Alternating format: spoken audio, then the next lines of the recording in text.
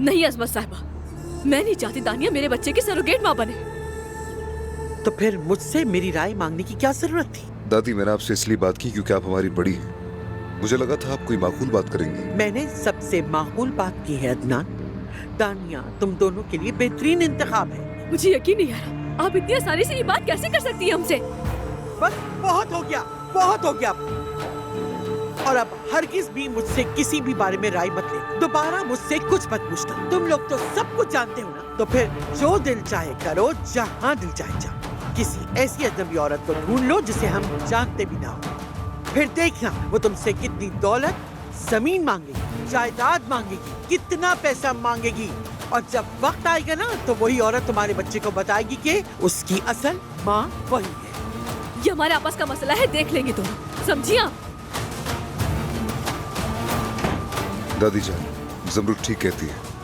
हमने कभी दानिया के बारे में बात नहीं की। आखिर तुम क्या चाहती हो मुझसे, एक बार बता दो। मैं बहुत थक चुकी हूँ। मैं समझी नहीं। मैंने तुम पर भरोसा किया, तुम्हें अपने दुख बताए, और उसके बदले तुमने क्या किया?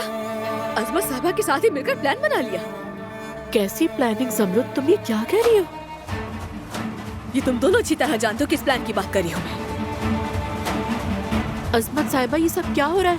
अरे कुछ नहीं बेटा, इसका तुमसे कोई ताल्लुक नहीं है। मगर ये कैसे मुमकिन है? आपने सुना नहीं कि उसने क्या कहा है? अरे बेटा, वो मुझसे नाराज है। तुम जाओ अपने कमरे में जाओ। नहीं, मैं जानना चाहती हूँ कि मुझ पर क्या इल्जाम लगाया जा रहा है। दानिया, मैंने कहा ना कि अपने कमरे में जाओ। चलो। ठीक है अजमत साहिबा, सिर्फ इसलिए कि मैं आपकी इज्जत करती हूँ, वरना अच्छी तरह मालूम है इसे कैसे जवाब देना है।